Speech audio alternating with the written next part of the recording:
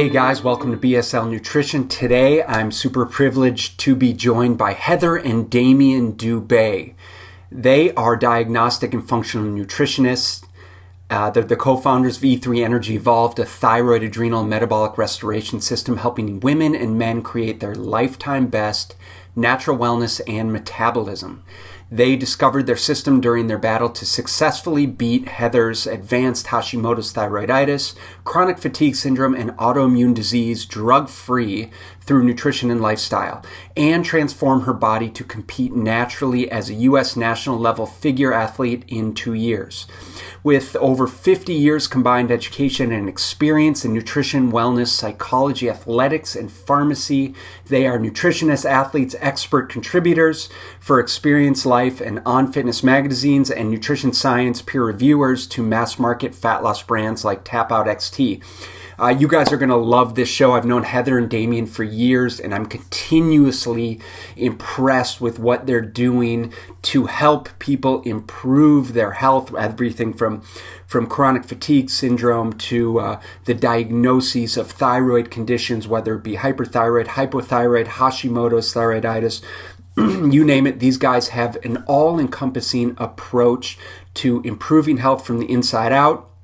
So please have a listen. I think you're going to love it. And assuming you do love it, do me a favor, like, comment, and subscribe to our podcast. Appreciate it. And I'll see you on the other side. So Heather and Damian, what's going on, guys? Hey. Not much, Ben. Thanks for having us. Yeah, we're excited to be here. Absolutely. It's really a pleasure and honor having you guys. It's been a long time since we've connected last. And you're saying, ironically, is we all live in Phoenix, but I haven't seen you guys in like 2 days. I know. Which is the 15 nature minutes of I think it's almost like we're family. Yeah. I know. Yes. So, the nature of an entrepreneur is what do? We sit at home in our underwear grinding away, and unfortunately don't connect enough, which this was a good opportunity for me to connect with you guys. So what's been going on in your business? What are you working on right now? Oh gosh, so we're picking back up our book, and we're going to be finishing that this year and sharing that. And also an online course that's going to show kind of like the foundation of our E3 Energy Evolve system that helps people to work on naturally restoring their energy and their resting metabolism, as well as thyroid and autoimmune function. So, and then we're still working with private finance, helping to restore that was function. The creating side, yeah. And we've actually been really blessed. Our team's expanded this year again, and so things are really good. And we're just helping. We're part of the army fighting the good fight and creating some healed human beings. So it's awesome. Yeah. Tell me about, so your business is called E3 Energy Evolved. Tell me about the E3 model, what it is, and why you created it. So for us, E3 Energy Evolved actually stands for an evolved approach to human body energy and understanding it at an elevated, more comprehensive level. And so we had this really big awakening when I was going through thyroid and autoimmune disease chronically and really aggressively in my early 30s. Like you, we had a background in fitness and competition and nutrition and sports nutrition, and we've been blessed to work with some really elevated people in that end of the world, like Dr. Berardi. And so we had a really good scope, I think, there. And it was still quite amazing because, I fell to this illness that really just worked its way inside out of my body and was expressing itself really quite amazingly and quite aggressively. And I could just feel myself getting so fatigued. I really couldn't function. And so there was a lot that was going on at that time. And to come out of that, we had to really accept that, okay, yeah, maybe we know all these things and we have all these pieces, but my body's clearly trying to teach me something else. And so we went through this whole period of fighting for that healing, and the healing process is such a huge gift of wisdom where it really showed us a different way to think about how the human body as a bioorganism creates energy, right? And how it manages itself metabolically and functionally by what's, in it, around it, coming into it, from our thoughts, everything, our environment. And so it was just this awakening, or aha, if you will, that there's more to energy than just calories in, calories out, or even sports nutrition and having, low caloric salad dressing on your salad, and going and hitting your workout. It was like, wow, there's this whole inner amazing world of this ocean, like, you know, when you go into the ocean of things that are going on all the time that we can tap into functionally, metabolically to improve our outcomes energetically. So you guys were, like you said, so you have a strong training background. So you were personal training, and you guys were competing too, to a degree, like physique competing, weren't you? And so you were kind of, I'm assuming you had your philosophy around training and nutrition. And I love that you guys are steeped in that end of the industry.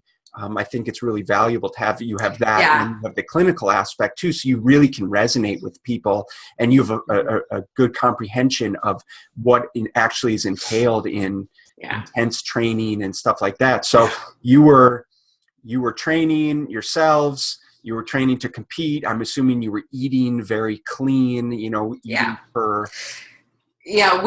our philosophy has always been natural. We're really big about medication free in our world. And so whether we were advancing our body in body transformation or, and having an athletic goal over a committed period of time in the program design that we were doing, or after when we were working on healing, that's part of why when I got to this healing crisis, if you will, in my life, where my body went absolutely ballistic and chaotic and I had no control over it as an athlete, that's a huge, whoa, wait a minute. Like, I'm 30 something. I've spent the bulk of my life, I've been really blessed in being cognizant of nutrition. Oops, sorry. Okay. And then also, you know, being committed to fitness. That was never a problem for me. Ayurvedically, we're pittas, which if anyone on your audience knows what that is, it's kind of this energy dosha or disposition where you're drawn to that. You're like an adrenaline junkie. You like to push energy out and pull it back in a very cyclical manner. So hitting steel, training hard, downhill skiing, like if I could, you know, like that's always who I was and kind of how we met and we're drawn to each other. And we were always really committed to nutrition. The first thing he said to me when I met him in the gym in my late 20s was how I was like post knee surgery, and he was like, comes up and he's like, so like, how's your, you know, I had my cast on and I'm still training, right? I'm like hitting the weights and on my leg, and he's like, you could speed your healing time by taking this supplement, cutting your sugar out. Like, he's just ripping out all the nutrition. But like, what provoked that is you had me in nutrition. I saw her undressing me with her eyes. So we've just always been that way naturally, I think, and that really paid off when I was sick, because we were thinking differently about the process, and we were really drawing on our prior experience and scope of work in athletics around nutrition and fitness and energy, right? Because when you do high level performance, you are more capable in the area of understanding metabolism in the body, like, because it's just a practice you go through.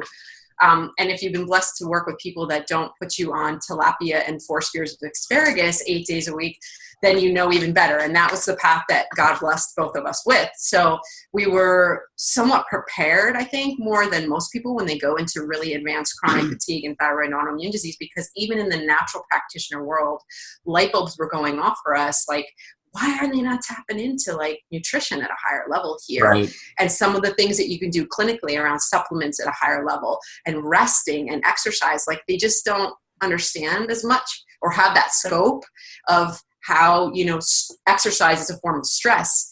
To create adaptation in the body actually sometimes isn't the best form of stress to apply to the body. And so we were just having all these illuminated moments of, gosh, like if we do this, it would improve my healing. And if we do this, and then all of a sudden, you know, you pull all these pieces together and all of a sudden you've got this like beautiful gift, and you're like, wow, if we approach energy from energy in, energy out, energy environment, and we do it in right steps, right time, right order, in a very strategic way of where we put our efforts, time, and resources, we can create this process where it happens so much more cost and time efficiently.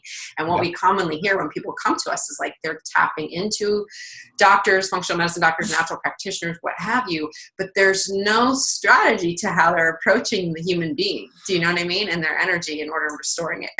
My husband's I have to raise my hand in order to get it. So that was the birth of E3 Energy Evolved, where we're like, it was just like, it came in this like divine download, and it was like, oh, and like I'm like, that's what it is. It's like this, just a different way that we can see how we are so empowered with our bodies to create a completely different reality in our health, functionally and metabolically.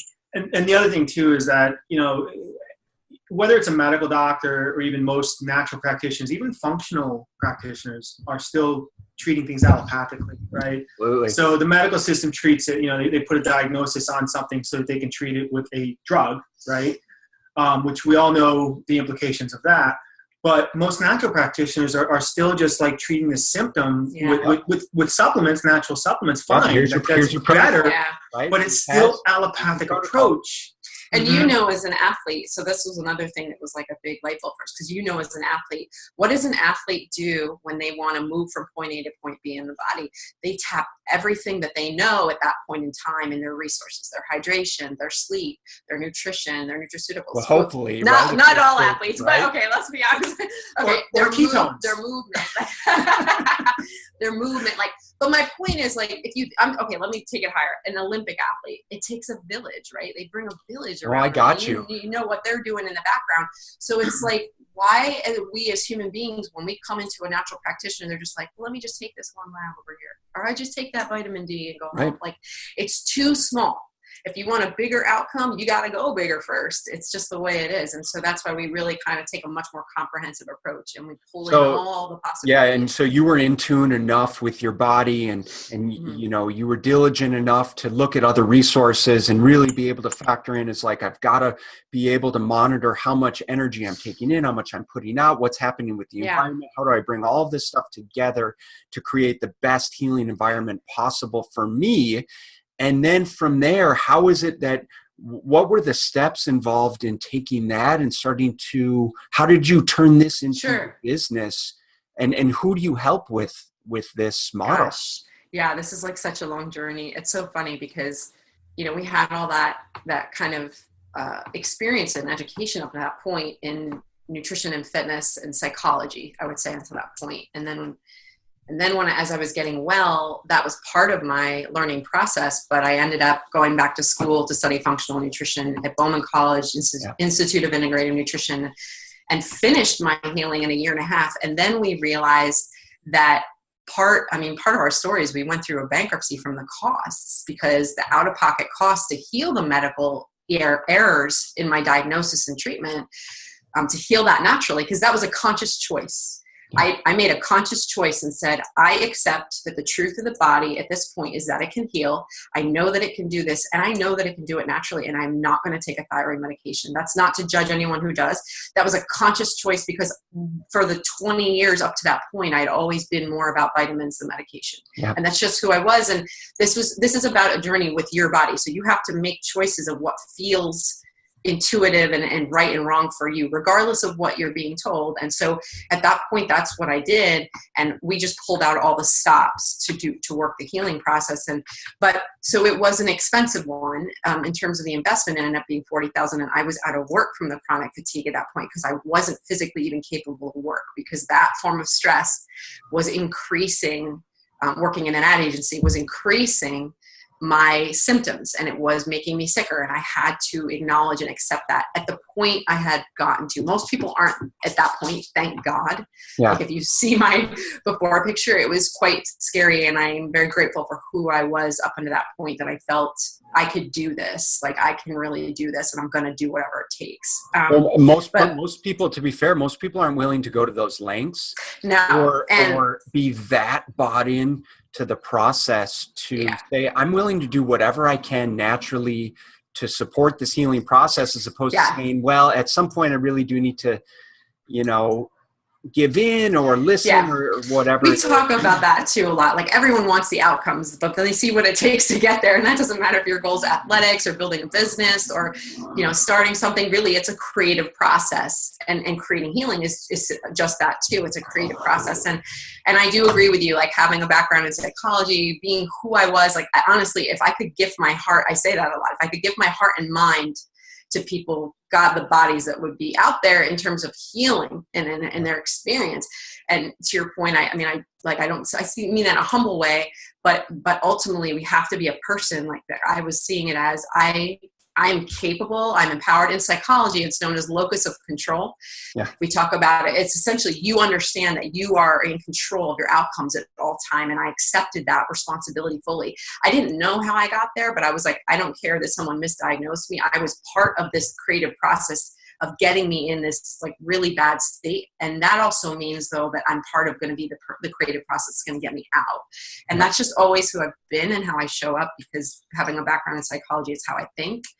And so I think people, but the other caveat to that point you're making is people are afraid, and I've never been afraid. I'm not afraid of anything. And I think you see that commonly, and like whether it's like, I just believe, because I'm blessed with parents, that I can create something even if it's a possibility that someone's telling me doesn't exist or is impossible. I'll go out and do it. Like that's just the way I think. In fact, that usually motivates me more. And so when someone's telling me like, you have to live this way, you have to be sick, you have to have this disease, you have to be on medications, I'm like, oh heck no. Okay. No. Watch me. Like, yeah. So moving forward from there, I think it was, like you said, what were the decisions that you made that kind of like evolved that process? The cost of it was really awakening to us and why we created E3 Energy Evolve, because we became really big believers in diagnostics. When I started to take a natural path, labs were not part of the assessment process. And so for us doing labs, and not only doing labs, but doing a full battery of labs, like really comprehensively, to just be like, okay, let's pull out all the stops and get really clear on what's going on here, because we're talking about a holistic human body, not a singular system or 2 systems or 3 systems. We're talking about a holistic body. And so our philosophies are now, if you can get someone there faster, do it. And what it takes to do that is being more comprehensive, ultimately up front. And so, that painful lesson of going through the bankruptcy really that formed our philosophies and how we work clinically today. But it took about 1.5 years for me to heal. Another 6 months I was back on the stage competing. And as you know, I went back to competing when my body was ready and healed, and made national level naturally, competing in NPC, which is typically quite unheard of. I mean, I think it's 60 to probably 80% of the ladies there are using performance enhancing drugs, and I was standing there naturally, and I actually got last place because I was told by the judges I was too conditioned. So they put me in 13th place because they told me I was too lean naturally. And the beauty of it was I wasn't pissy. I was happy. I walked off that stage. I had my period on stage. I was completely having a menstrual cycle. Like my body wasn't threatened at all. I had no metabolic backlash. I didn't gain weight. And that's the nice thing when you do it as a functional nutritionist and you pull out all the stops in functional nutrition from the inside out. And from that point, we started our business. But I wanted to prove that point first. Like we really wanted to show like you could be at this level of like complete dissension in your body, completely out of control, full-blown thyroid autoimmune disease, and 2 years later in the best conditioning of your life and completely healed inside. Yeah, it's incredible. Yeah. So who is it that you are currently helping? So, God, you might, why don't go ahead. Why don't you share a little bit about Heather, I expected nothing less. I'm not getting myself into here. So. The floodgates open. You're good. You do you. You're good. Damian, if you want to say something, jump in, brother. It's all good. I'm more on the clinical side, right? So she's more the marketing and the psychology and all that good. stuff. So let's talk a little clinical and tell me who it is that you're working with, and then I want to talk more about the thyroid specifically. Well, let's start there. Yeah. So, the typical person that comes to us is generally a woman. We have a couple male clients, but what we find is that they're not as men, for the most part, aren't as open to this type of methodology as women will be. But it's typically women. It used to be from their 30s to 60s. Now we're seeing it's even in the 20s. Yeah, we have a couple young girls. Yeah, because of what's happened with our they can't even health get to their classes. And so when you say, okay, so in their 20s, what are the symptoms? So what are the symptoms that we're seeing, and what are the diagnoses that they're coming to you with from their doctor? So name a symptom, right? Well, and that's, I mean, it could be a matter of anything, right? But generally, it's somebody that has been diagnosed with thyroid disease, or maybe has not been diagnosed because their lab results come back normal, but they're still experiencing thyroid symptoms. And go ahead. It's typically autoimmunity, though, as we all know. Like it's ultimately like the autoimmune system, essentially. But they're experiencing some form of fatigue. They don't have energy. They don't feel like maybe they don't feel motivated to train anymore or exercise, and they don't know why. Like if they've typically been committed to some form of exercise, it doesn't have to be weights, but just movement was never a problem. And now all of a sudden, when they do it, they're not getting the same outcomes that they did before. Maybe like, okay, I'm eating this way and I'm exercising the same way, but all of a sudden my outcomes have plateaued, or worse, they're like, actually, no matter what I do, they're getting worse. Like my body's kind of backlashing at me, whether I feel tired after I exercise. I don't feel that uptake of energy I used to feel that as a, response to exercise. Like the food I'm eating, not moving the needle, my weight, I'm actually gaining weight. Weight gain isn't always the issue, and it's not always part of the picture of someone who comes to us. We do have some people that just come to us where they're really struggling, bottom line, with like fatigue, forms of fatigue. Sometimes they're underweight. But what they're acknowledging is that the weight, when it is an issue, is a symptom of a bigger picture. And they're not as concerned about the weight, but they're like, my body's speaking to me. I need to pay attention here and do something about it because something's off. So you mentioned, go ahead. They usually are going they're usually going to like doctors and not getting answers, and they're getting what they feel is and natural practitioners often. So they're exploring more, maybe they're doing gluten-free or they paleo, and yet they're like, but wait, I'm eating so well. I'm like doing everything that would seem like it's right. And why is like my experience like that? This basically what they're putting into their body isn't matching the outcomes. They're a complete uneven. They're like, how am I doing all this? And yet I'm not getting this experience of the body that's better, that's thriving, that's good in its energy, that's fit, whatever, all of the above. Like I don't feel good and I don't know why. And so nobody can give me an answer. You've got these health conscious females that are struggling with energy. They're struggling with sleep, fatigue. They may or may not be having a hard time losing weight. And they've been diagnosed with some thyroid issue, and I'm assuming that it's more. Or they suspect, not necessarily. And sometimes not at all. Sometimes they've been told they don't have one, and they still suspect they do. And I'm assuming these are more of and you said autoimmune, so more of a low thyroid or a autoimmune thyroid, like a Hashimoto's type thyroid condition, right? Yeah. And they're usually going into like natural means of treatment. So maybe they're seeing a chiropractor, or they're seeing a nutritionist, or they're seeing a functional medicine doctor, or they're seeing an endocrinologist. But what they're feeling when they're there is lack of leadership in human body nutrition. They're like, they're kind of like giving me a couple supplements, but like, I feel like, they're tweaking, but it's just constantly like you go in the office and they tweak something and you leave. And then you go in the office and you tweak something and you leave. And they're not really seeing the uptake in the outcomes that they want. And all they're really missing is that the beauty of bio-individualization, right? Like taking it up to this other level of acknowledging that there are certain nutrients, like the answers are in you ultimately. And like science can tell us like what nutrients are appropriate for you and what are not. Like a lot of people are thinking, well, I'm doing whole foods nutrition, but there's still this other level of nutrition that I'm sure you know too. A lot of people don't understand. What does that look like? What's your functional nutrition assessment? What does that look like, Damian? So you talked about earlier, kind of like what are people being diagnosed with? We don't believe in a diagnosis, right? Because all diagnosis is a tag you put on somebody in order to prescribe something for them to alleviate that symptom, so they no longer have that diagnosis, right?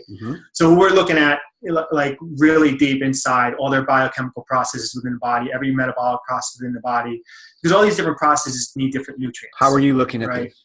We're looking at things like organic acids, amino acids, hormones, adrenal function, intestinal type of. Yeah, so you're looking at so you're looking, and our listeners really everything. Are familiar with. So we've talked, because I've talked to multiple functional medicine practitioners. We've talked about adrenal testing. We've talked about pathogen screens and stool tests, and we've talked about organic acids testing. So you don't need to get into that, but so you're using those comprehensive labs to assess their biochemistry to get a more comprehensive look at their entire well-being, right? Right. Where there might be kind of breaks in these different processes, right? So if you have a process that needs to go from A to Z, right? And at E, it's not being, there's something there that's either inhibiting it or not allowing it to get through to the next step. Well, then you're never going to get to that Z outcome, right? Wow. And that ATP or energy production, or, remove that oxidative stress, or whatever, you detoxify properly, so on and so forth, So we figure out what all these different blocks are in these different pathways, and then address them on the clinical side through obviously food and nutrients and stuff like that. But then we also look at all the other ways that stress is involved in their lives, right? And we have to, because at the end of the day, stress is the cause of everything. Yeah. Right. And we think of stress as like mental, emotional stress, work, whatever. Mm-hmm. But, you also have to look at your environment, right? The EMFs that are coming off your cell phone and your wireless connections and your products, you have to look at like the post-industrial revolution, right? With all of a sudden, all these different toxic metals and minerals are in our environment that we're consuming through our food or inhaling through our air or being injected into our bodies through vaccines and stuff like that. You have to look at all those things that are now present. You have to look at any type of intestinal invasion that might be creating additional stress. Also where you are. Like, I think a lot of people don't even recognize their location, where your region is matters. Like, where are you? What's going on in that region? Do you live in a valley? Are you near the ocean? Like, is there farming near there? Like, is your neighbor spraying Roundup every other week? And we're not saying move. The answer isn't move. The answer is awareness and understanding what the total toxic load or stress load is on the bioorganism, so you can get more. What are my pick and choose, right? Like, what am I going to take off the list, and this is going to be my stressor, instead of just taking the whole list of stress on and expecting your body to handle that. So how do you go about it? Because that's a lot of stuff. So you're obviously going deep inside, and you're looking at all of these physiological mechanisms and biochemical reactions, and you're saying, look, we have to nutritionally support you, with real food. We have to nutritionally support you with supplements, and now we have to look at lifestyle, and we have to look at stress management. Yeah. How do you educate your clients about this process in a way where it's not so overwhelming for them? So I was actually just I was going to say something, but E3 energy evolves. So that's what I was saying before. It's really understanding that, like, you have to take a deep breath and realize, like, we're not going to come in and advise that you've got your home. What this is it's about right steps, right time, right order. You start with your energy in, because you prepare the bioorganism to better deal with what's coming at it and what it's already got going on inside it. That starts with energy in. That's your food. That's your nutraceuticals. That's like how you're calming the mind, body. So stress management, these kinds of things. That is where we start, right? And most practitioners know this. It's what you're not willing to go after your food, then you're not willing to heal, bottom line, because food and nutrients are what's going to regenerate the body and change its outcomes time and again. Doesn't matter if you're trying to build it, balance it, heal it. It's your biggest driver of change. So we always start there, but that's the beginning of the conversation. And so in our world, energy in is 70% of the equation. We go there first, then we move to energy out. And this is now just fine tuning. That's the 20%. That's like, what's your fitness program design right now? What do we need to adjust there? How do we need to adjust the way you see fitness? This is a psychology thing that people aren't even talking about, and practitioners aren't even talking about. The way you see fitness, the way you experience it in your mind while you go through the movement. Is your conversation like, oh, I'm going to be working out, I'm going to be really tense, or is it like you're going for a walk and I'm actually nourishing the body and taking in nature, I'm doing yoga, or I'm getting blood flow, I'm working with the chi, which is the energy flow that already exists in the body. That is a completely different conversation that psychophysiologically adds or negates stress. So like, there's all these little nuances that you can dive into with people to educate them, to elevate their process so that they get better energy out of the body and they get a better experience. And then we go down to the last 10%, which is environment. And that's somebody that's much further on in the journey. Cool. Like, you don't even worry about that today. Like, if you haven't even started the bio-individualization conversation about your nutrients, like, that's like later on where we start to go in and fine tune. And that's like a 10%, like identifying endocrine disruptors that, areas of detoxification in the environment around the bioorganism, but you prepare it inside first to handle what's going on. So you stop that healing crisis that's going on and present, allow it to stabilize, allow it to counter itself to what's going on around me, and it will start to heal and produce better outcomes on its own. And then you go outside and fine tune what's going on. Yeah.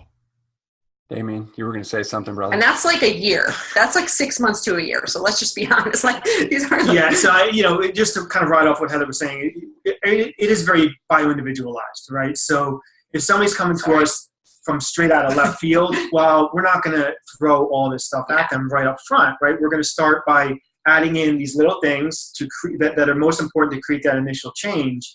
And then as they're starting to feel better and as they're starting They to can trust the process a little bit better, right? Yeah.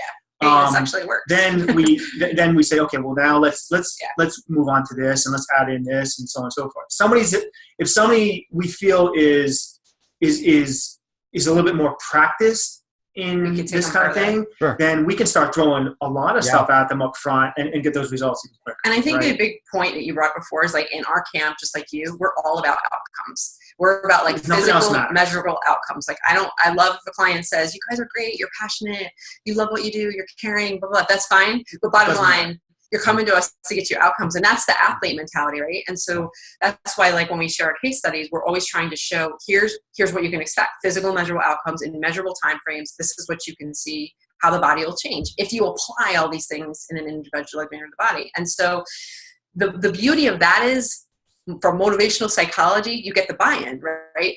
You amp their motivation because they feel the shifts in their body. And that's the difference. I believe human beings are so empowered and capable to do and experience so much more in the human body that they even know is possible. They're like sitting on this gold mine. And we all know that as athletes, right? This thing can change fast if we give it all of what it needs. And it can do the same in healing. They've just been told the opposite. Just, they're expecting less because their whole experience so far is like lesser than that. And I think that's why I'm so grateful. Like, we had that experience as athletes before, because I was like, okay, if that's possible over there, you can bet your butt it's possible over here. And so we expected more, then people aren't expecting more. And we all know it, like, it all starts here. So if we expect more, then we can create more. And so what our jobs is, and we feel is really important working, he stays in the clinical, I stay more in the healing area of psychology and how we get that mind-body conversation to be optimized. So we're really drawing out as much change in that body as possible.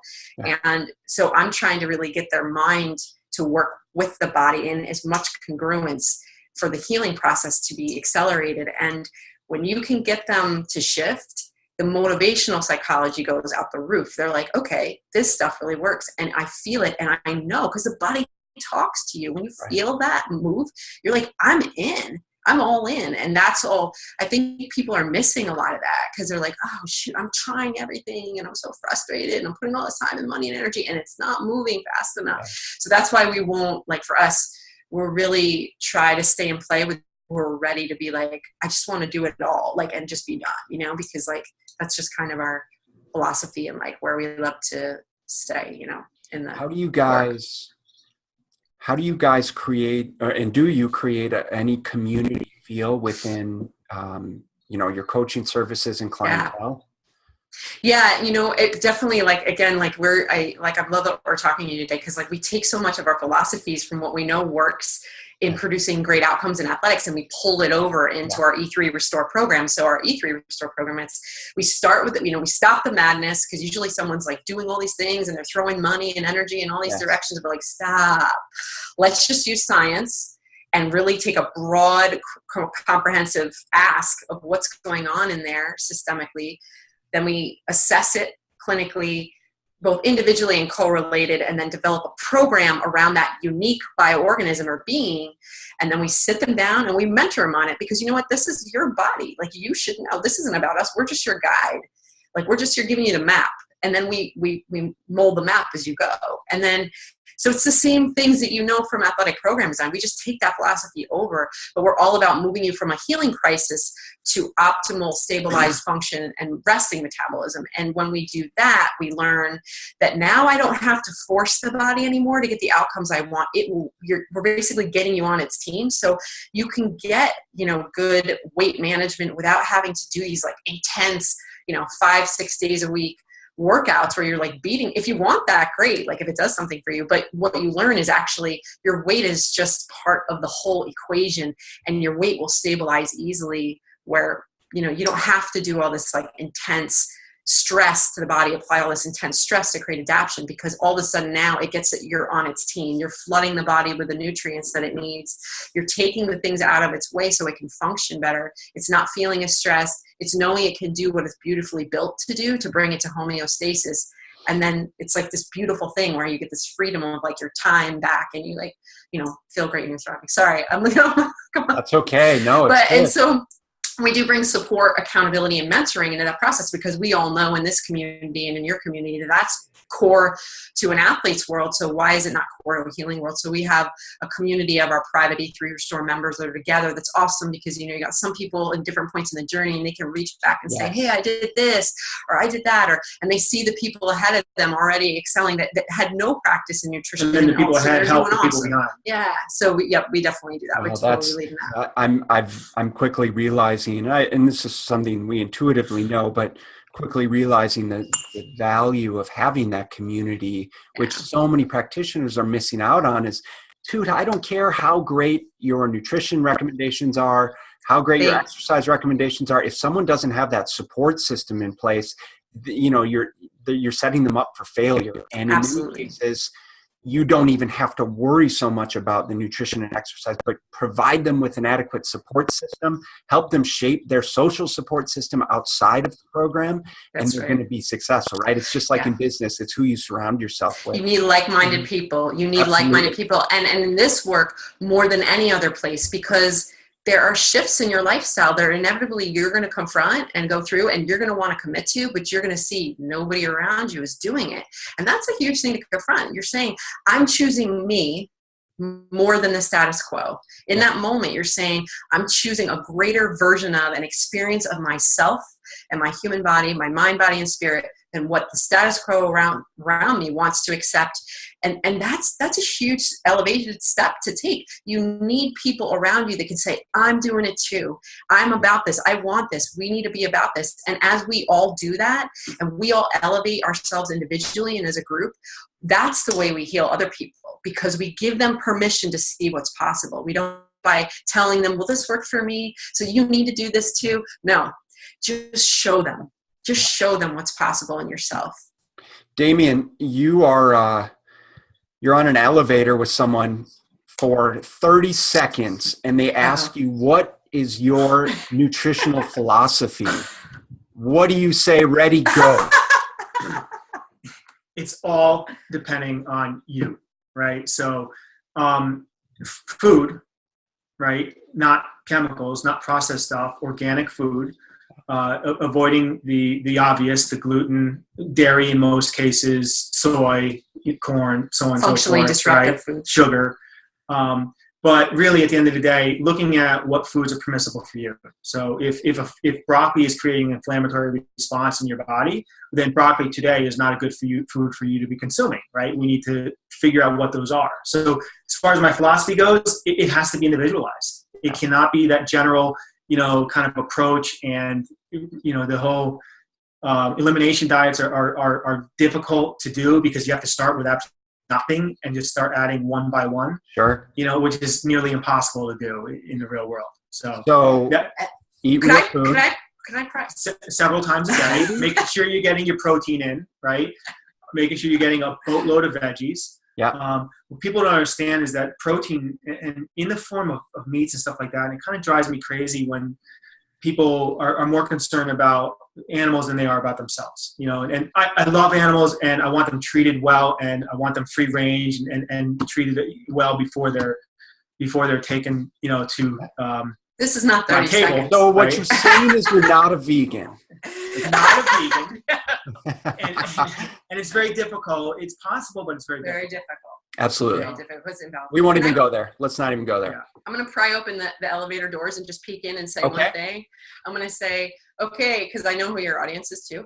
We need to stop thinking about nutrients as a body composition tool and start thinking about nutrients as a produce your best resting metabolism, in parentheses, energy tool. And when you do that, guess what? P.S. The body composition comes as a gift without even trying. And now I'm going to close the elevator doors. Bye. And so talk about that, Damian, talk about that in terms of when we're providing, talk about the role of the foods that we're eating and cellular health, and why that's, what you're getting at, why that's so important for metabolism and energy production. Well, the body needs amino acids. It needs nutrients, like what we talked about earlier, for all these different metabolic processes to work, right? And if a metabolic process is not taking its way throughout the entire process, then there's going to be things being backed up, and it's going to create additional stress within the body. right? Maybe your neurotransmitters aren't being produced properly. Maybe you're not methylating away your noradrenaline into adrenaline, so you're in that constant fight or flight. You're constantly wired and tired at the same time. As long as you're in those states, nothing else is going to matter, right? So that's why functional nutrition is so vitally important, right? And then also kind of touching on the whole reactive foods. If you're eating foods that your immune system is reacting to, that's going to create more inflammation, more stress, more fight or flight, and so on and so forth. I think your audience knows, like I wrote an article once called "Do You Know Your Body's Fat Loss To-Do List?" Because like I think your audience knows, like the things that he's talking about, ultimately our human body is built for survival. It doesn't think any differently.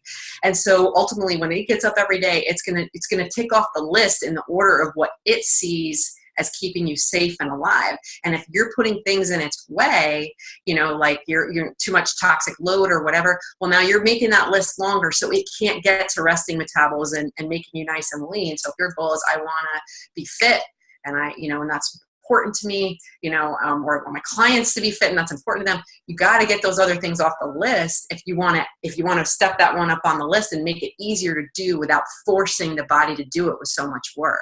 And that was a huge shift for us in our model. It just was like moving, how do we produce energy through just flow and ease and peace in the body versus force and stress. Let's talk about that for a second. Let's talk about the energy out standpoint of your model. And really mitigating the amount of exercise, because I know this is something that you guys are big on, and I think it's very interesting as being health, fit pros. Yeah, that we went totally the other way. They were so anti, right? That in your model there's a degree where you're recommending no exercise to some degree. Am I correct? Or yes, I wouldn't even call it no exercise. We call, in our world, in the E3 Restore program, when we educate them, we call it extreme rest. And extreme rest, as we define it in E3 Energy Evolved, is rest the mind, rest the body, rest the spirit.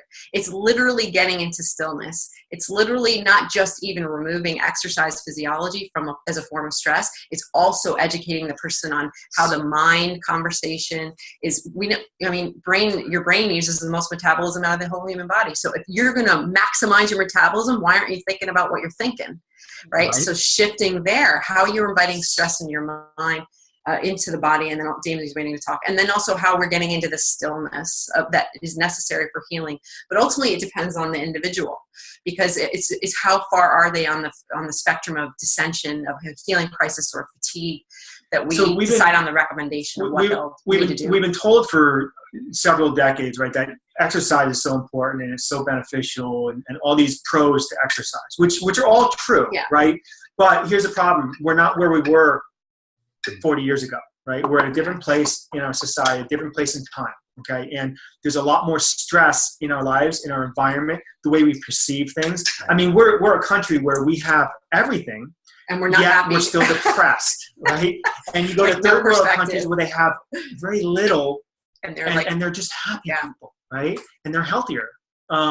So, when you look at stress, exercise is a form of stress, right? And as we talked about earlier, stress is the cause of disease. So if you're already in kind of like that diseased type of state, then adding more stress into your environment, into your body, is not going to be helpful, right? It's only, I'm not done. It's gonna hinder your progress and your results. Yes. Right? Yes. So and we also have to understand that when we're in that stress mode and that constant fight or flight mode, your fight or flight is there to prepare you for either war or running away from that threat, right? The reason they use smelling salts because it's so toxic, right? And they put it under your nose and it wakes you up because it's so toxic. Your body says, I need to get away from this toxin, so it makes you run, right? But the fight or flight response enhances your vitals to help get you away from that threat.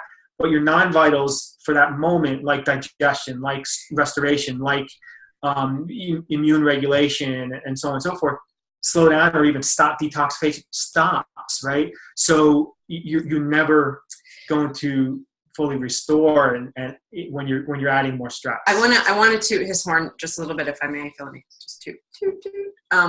So there's a caveat to this. conversation. And what it is, and this is why we usually see people sometimes too, is they're, it's not as simple if you're a practitioner or doctor is telling your person, exercise less or don't exercise at all. Because if you're not doing the other things that we're doing that are actually get them outcomes, you're never going to get that client to buy into that recommendation and to stay compliant with it.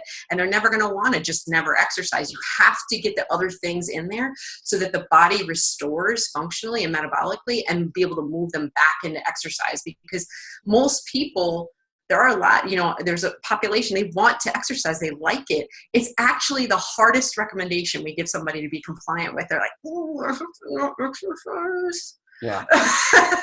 And they're like, oh, like Still not moving, like, no, but so I'm just saying, I'm saying it's part of what you're doing clinic. You got to be able to identify the root causes, flood the body with the nutrients that correct it, get the things out of the way that are preventing those things from happening, and let that energy restore, get the body functional again. And then so you can move them back into that form of exercise as stress that's not going to create a dissension or any kind of symptomatic issues anymore. Because if you just tell someone, go gluten-free or go paleo and stop exercising, I'm sorry to tell you that's not enough in a bio-individualized body always. It may be for some percentage. There's no black and white here, but there's some people, and that's usually who we see, is like, they're like, well, I'm getting these generalized recommendations, and they're coming to this a place where they're having to accept that they're in a bio-individualized body with a bio-individualized health issue, even though maybe mine was thyroid and autoimmune disease and yours is, how you got there is different. And so how you're going to get there is going to look slightly different. Yeah. And so there's that acceptance of like, okay, am I going to accept what my body's trying to teach me, or am I just going to keep going on here in the struggle? And so it is important to consider the stress, exercise as a stress, but the recommendation, in our opinion, still has to be individualized. Well, especially with the conventional wisdom being, I need to get my ass kicked in the gym. Like if I didn't go and if I didn't sweat, or if I'm not just so sore, it wasn't a good workout. And it's sort of this CrossFit mentality. And I don't have anything against CrossFit. I think there's several good things, but it's the idea of just getting destroyed. It's the biggest loser. Yeah. I better be puking in the bucket. Yeah. Where they have that crazy clown. If I didn't get crushed, it wasn't a good workout. And so to your point is, that's a major way of removing some of those big time stressors on the body, helping facilitate the healing process, allowing people to get more in tune with what it is they need nutritionally. And we're moving in the right direction. I mean, obviously, and I think it's the fitness industry. I mean, gosh, we've all seen the fitness industry, right? Like evolve from a long time. I'm sure all of us have been into it from the 80s, whatever. But I think now we're seeing where at least it's starting to acknowledge that a program design, or at least we did in athletics, a program design for a female body should look different than a male body. There was never that. I mean, when I first started competing, everything was low carb, and it was the worst thing for a female body to be on this incredibly low carb. I was doing high 1 rep maxes at the top of my program design, and I'm on and I'm wondering why I want to eat my face off and go just toss a bag of gummy bears because I'm on this low carb program design. And I think we've really come away from that now and started to recognize, and also that fitness program design or exercise program design should look different along the lifespan of the human body too. There's more conversation around that. And I think that's awesome. It is moving in the right direction where bio-individualization is getting more acknowledged, So do you guys actually design exercise programs? Do you prescribe? No, we don't intentionally, because I'll tell you why. There's no need for that unless your goal is to be an athlete, in our opinion. Okay. It creates the psychology of control. And we're trying to create the psychology of healing, of let go, of surrender. And there's this acceptance that when you go through this process yourself and then you teach it to other human beings, that if I could give you, I've been asked before, what was the most pivotal moment? What was the one thing you did there is no one thing, because I lily padded along a long way. It was a long thing.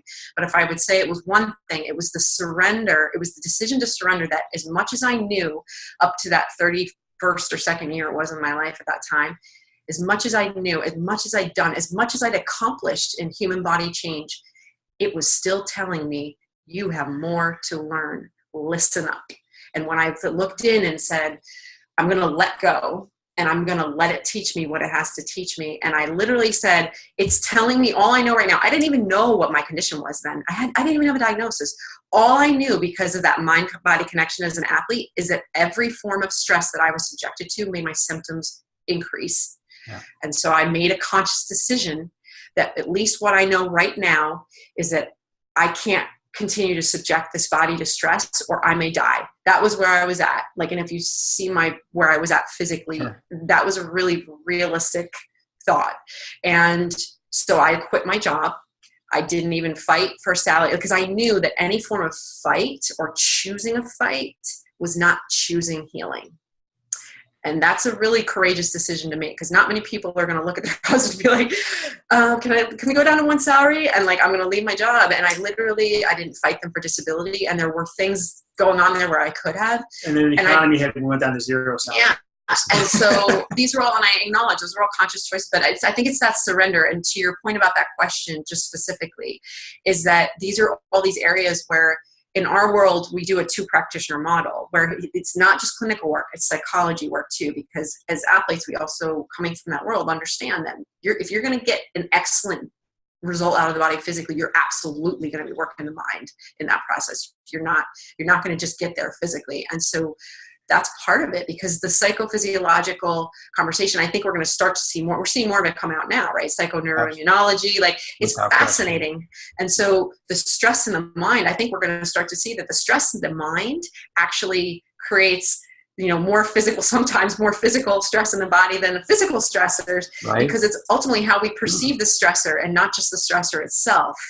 And so that was a huge shift in who I was and how I was showing up at that point in my life to choose to heal. I really did change not just my food, not just what I put in my body, on my body, but how I thought about it, how I saw it, who I was, like who I was being. I was being the type A woman who was like, yeah, I'm going to spin all the plates. I got this. I'm going to perfect body, perfect, career, perfect this, perfect household, perfect marriage, and you got to let go of some of that too if you're going to produce healing, Good. That's a great It's a great answer to shed light to your entire model. Yeah. I love it. I think it really is I think it's resonating with a lot of people, and I'm assuming helping a lot of people. So kudos to you guys for thank you. Going against the grain with that and really listening to your body and listening to what people need and creating such an incredible program that obviously you're so passionate about. Did that come across? So we'll God, that's great. So we'll wrap it up here. But before we wrap it up, I want to ask you a question. I want to ask you what are 2 or 3 resources that you guys have learned from in the past couple of years that you find the most valuable? Oh my gosh, we're still going, right? I mean, like the learning never ends. Of course. What's really prevalent right now that you've been digging into? And maybe it's the clinical, maybe it's a psychological, maybe it's just something completely different. Totally. So I know Damian's studying a program in functional medicine, a practitioner with Dr. Charles Gant. I'll let him share on that. Right now I'm actually studying more in the area of bioenergetics because, I have a philosophy too that a healer always is healing themselves, and you actually learn that the healing can never end. And so like, even though I'm far past like healing my physical disease, I'm still working on, okay, like how far does that story go back, and what can I heal from the past that led me to that breaking point that I can continue to offer to others. And so I'm really fascinated in the area. I was moving towards looking at my master's in spiritual psychology, which is also known as transpersonal psychology. Psychology has advanced a lot since I got my undergraduate. And there's now this acceptance of the connection of the mind body to a spiritual power or presence that we're tapping to produce human body change. And it's really cool to see that evolution in psychology. But I've actually put that on pause to study bioenergetics, which is more in the area of how do we tap like the life force or the energy that's already in there, the chi that's already present, and utilize that to produce better energy. And that's more in like an Asian kind of Chinese medicine philosophy, and how we're tapping like the energy chakras, which is more like where there's energy sources in the body, and how those energy chakras actually correlate physiologically to specific glands that relate to hormone function and brain function. And it's really fascinating. I think we'll save that for another one, because I'm actually very, very interested in it, but I knew this was something that you were into. I intuitively just knew it, but I wanted to talk about chakras and the energy systems and stuff like that. So let's, whether we get you back on or we just talk, let's get together, for lunch or something and talk about it. Yeah, absolutely. No, that's cool stuff. I'm super interested in that as well. Yeah. Damian, what are you up to, man? Yeah, I mean, so it's kind of what Heather mentioned. I'm studying a little bit more in depth with the functional medicine aspect, and really it's about with Dr. Charles Gant. Okay. So Academy of Functional Medicine and Genomics. Okay. So cool. Yeah, and a lot of it obviously entails kind of shifting your way of thinking about these things, right? So nothing is ever black and white, and when you're looking at these different lab markers, they have to be correlated to all these other things and all these other markers and all these other tests, So that's really what's been very pivotal for me at this stage in our work. Yeah. So that's cool. That's cool. That makes me think about, if for anyone that's ever studied biochemistry to any degree, or if you've ever even remember, like from biology or chemistry, when you look at biochemical pathways and the charts of all the biochemical pathways, it's insane. And then you put them all together. I mean, there's whole wall charts of all these biochemical pathways. And then when we do lab testing, is we're getting so, to the minutia of looking at like enzyme, blockages and things like that, is you really have to take the whole thing into perspective, right? And then you have to look at like genetics too, right? Where they may come into play. I'm so amazed at what you guys do. He comes in my office sometimes with a laptop. I'm like, whoa, like. Well, only when she tells me something that's of no interest to me. Then I'll say, here, look what I'm working on. Then I'll start talking about like the chakras, and he's like. Yeah. No, that's you can almost look at it as like a really big flow chart, right? If this, then that. But if not, then this, and maybe this, or if this, then that, then that.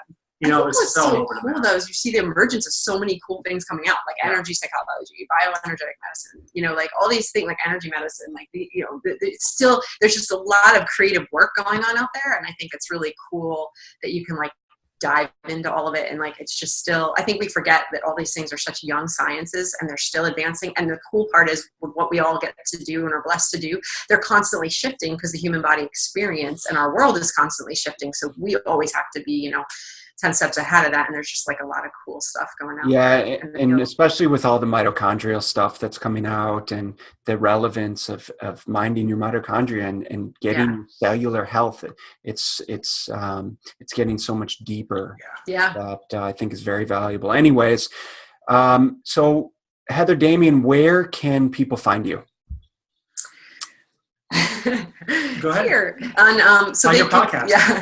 On your podcast. They can find us on e3energyevolve.com, and if they do /guide, they can grab our E3 Energy Evolve System guide, which we're actually currently revising. It needs a little love, so we're working on that. Okay. But I'm sure it's still a highly valuable resource that I will put down below in the notes for people to access. Yeah. And so e3energyevolved.com /guide.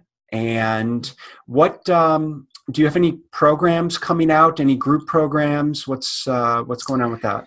Yeah, so right now we have our private E3 Restore program, and that's the clinical one we shared today. And then we're focused right now actually working on getting the book and the course out. And the course will be the foundation of our E3 Energy Evolve system, essentially. So people kind of learn how you go through that process.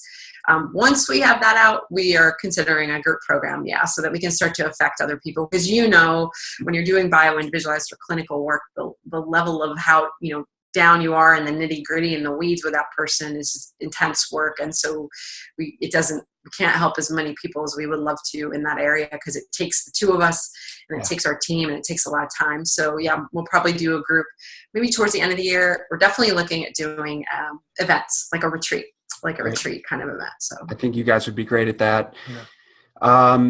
Heather, Damian, I just want to say thank you so much for your time. I know you guys are both very busy, and I want to say congratulations on your success so far.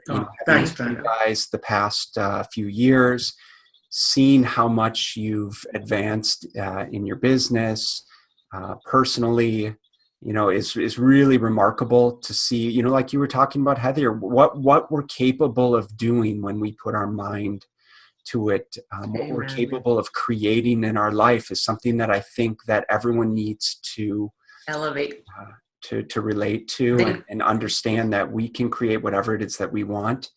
And once you get over the idea that, you have to work for someone else, or you're only going to be something, is sky's the limit. And so kudos to you guys for doing what you love.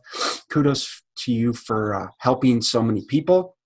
And just let me know what I can do to support you in your journey, and I'll do my best to share the love. And so thank you so much.